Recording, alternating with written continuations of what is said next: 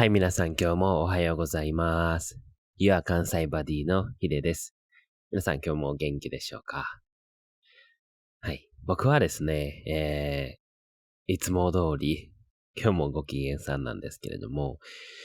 昨日ですね、すごくいいことがありました。昨日ですね、夜ご飯を、食べていたんですけれども、そう、一昨日は大変な夜ご飯になったんですけど、昨日は本当に豪華な夜ご飯を食べることができて、もうめちゃくちゃ美味しいご飯ね。ロールキャベツと、オニオンスープみたいな感じかな。コンソメスープと、あと、鯛飯。鯛飯っていうのは、ご飯を、だしと、鯛の切り身を一緒に、混ぜて炊いたもので、すごく美味しい鯛飯っていうのがね、昨日の夜ご飯だったんですけど、これを作ってくれたのが、今、日本食料理店でバイトをしている、一番仲良くしてくれている、人ですね。社員の人。その人がですね、ロールキャベツと鯛飯っていうのは、時々余ったらもらえるんですけど、それを食べていて、ほんと幸せだなって。もうめちゃくちゃ美味しいんですよ。やっぱりプロの人の料理って。しかもロールキャベツってね、もう作るのめちゃくちゃ手間かかるんですよね。中の種、ハンバーグみたいな形で、種を作るんですけど、この種を作るのっていうのもすごく手間がかかるし、それをね、キャベツで綺麗に巻いて、またもうちょっと煮て、そしてね、クリームソース。ロールキャベツって皆さん食べたことありますか？ロールキャベツはいろんな食べ方があるんですけど、昨日食べたのは、クリームソースをかけて食べる方法。これがまためちゃくちゃ美味しい。クリームソース美味しいですね。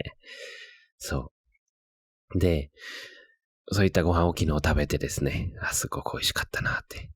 ありがとうございます。って思いながら、いい時間を過ごしていました。本当にいつもね、よくしてくれるので、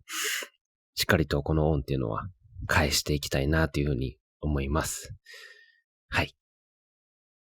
ということで、ちょっと長い話になってしまいましたが、早速テーマに入っていく前にですね、このポッドキャストについて、簡単にお話をさせてください。このポッドキャストでは、僕の日常生活と日本の文化を結びつけて、僕がいかに生活をしているかというお話をしております。日本の文化に興味がある方や、僕と同じような境遇にいる方、同じような感情を、持って日々過ごしている方にぜひ聞いてほしい内容となっています。日本語を勉強している人にもぜひ聞いていただきたくて、僕は、関西弁を話します。関西弁に興味があって、日本語を勉強しているっていう人にもぜひ聞いてほしいです。本当に自分のスピード、日頃の普段のスピードで話しているので、少し上級レベルになってしまうかと思うんですけれども、ぜひインプットに役立ててください。はい。というわけで、今日のタイトルに入っていきます。道は切り開くもの。というタイトルでお話をしていきたいと思います。昨日ですね、次の関西日本文化満喫プランを考えていました。この Your 関西バディでは、このポッドキャストと、Vlog 撮影っていうのをしていて、この Vlog 撮影では、関西の日本文化が満喫できるプランというのを紹介しているんですね。で、今、大阪で2カ所、奈良で1カ所、合計3カ所しかないんですけど、次はどこに行こうかなって考えていて、少しずつ撮影も慣れてきたので、京都行ってしまおうかなと思って、次の撮影は京都に行くことにしました。4回目の撮影は京都です。京都はね、やっぱり一番人が多い、一番人が混みそうなので、最初から行くのはちょっと難しいかなって思ってたんですね。撮影にも慣れていないし、やっぱ人が多いと、撮りたいところうまく撮れなかったりとか、撮るのをちょっと恥ずかしがっちゃったりねしてしまうことがあると思ったので、ちょっと先送り、後にしていたんですけれども、まあもうそろそろ慣れてきたので、京都行ってしまおうということで、プランを立てていました。で、昨日ね、プランを始めてやったんですけれども、まあこれがね、とっても時間かかるんですよ。うん、プランニングだけで、どう一日回ろうかって決めるだけで、5、6時間かかるぐらいかな。もうちょっとかかったかもね。それぐらいかかる。っていうのは、まあ、せっかく動画を見てくれた人に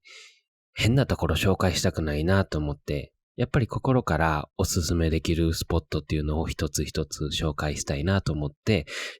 丁寧に選んだ結果、まあ、5、6時間かかっていると。うん。で、まあ、昨日大体ね、そのプランっていうのは決まってですね、あとは細かいところ、詳細を、詰めていく、詳細を作っていくところなんですけど、まあ、プランニングができたとて、ここからまだまだやることが多い。まあ、プランニングできてね、やっと終わったと。やっと一息できるというわけにもいかなくて、撮影に行かないといけない、編集をしないといけないってやることがまだまだ山積みなんですね。今回は京都に行くんですけど、まあ、少し、お話をすると、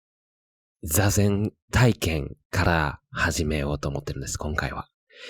はい。朝一にお寺に行って、座禅っていうのはメディテーションね。そう、座禅をしてから、その他の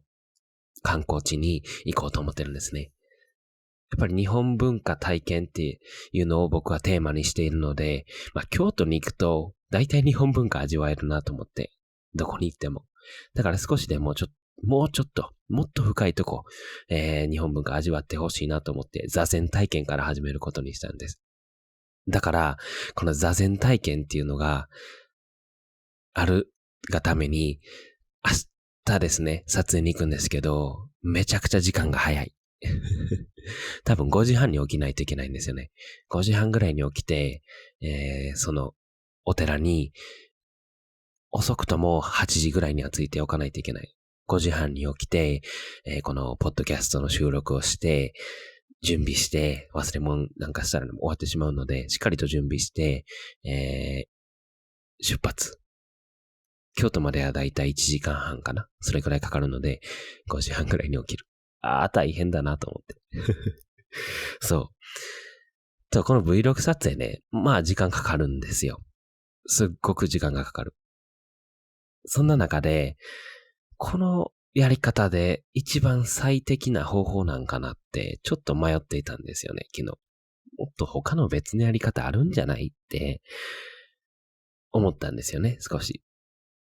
効率のいい方法あるんじゃないって思ったんですけど、その中で、論語とそろばんの本を、読んでいます、今。そう。今ね、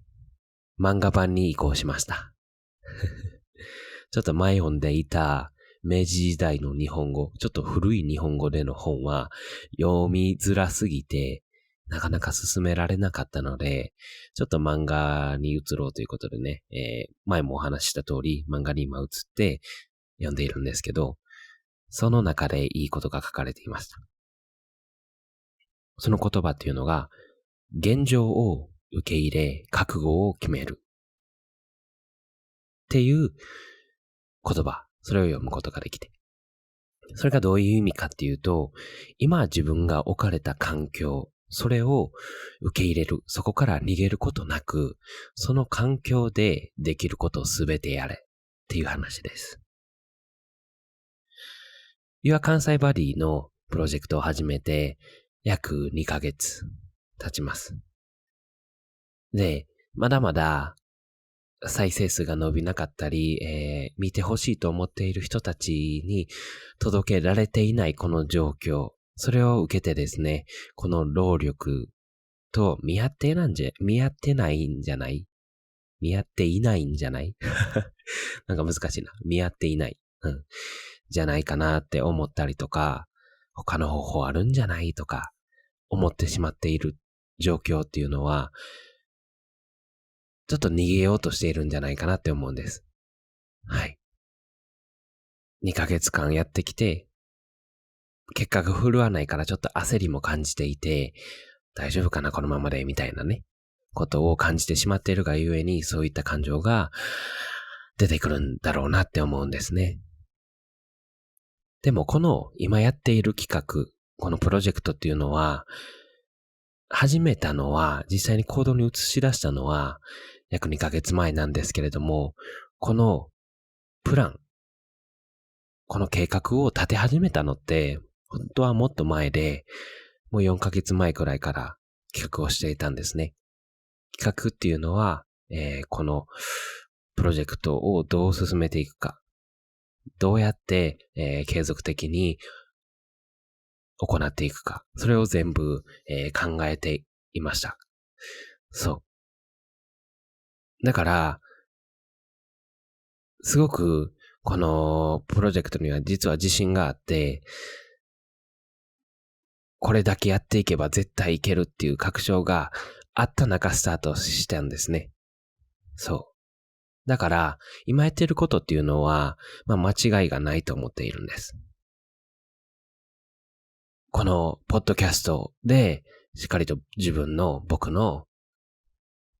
価値観っていうのを伝えて、似た価値観の人を、見つけていく。似た価値観の人とつながっていく。そして Vlog 撮影では同じ価値観を持った人が一番楽しめる観光プランというのを紹介する。そういった活動が僕は間違いないなと企画の段階で思っていました。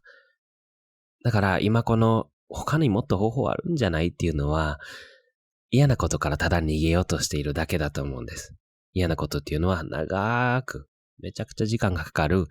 企画だったり、この撮影ね。撮影まだ4回目で、ちょっとずつ慣れてきたとはいえど、やっぱりね、ちょっと緊張したりするんですよね。心が削られるというか。撮影してるときはやっぱり周りの目もあるので、これ、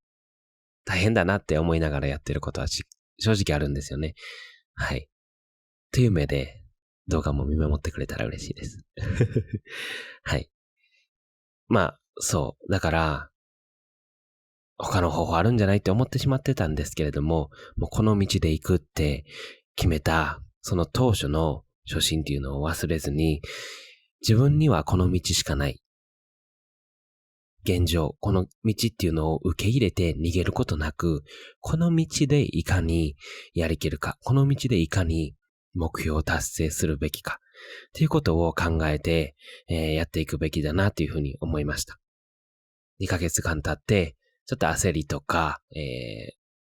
疲れとかっていうのが出てしまっているような気はするんですけれども、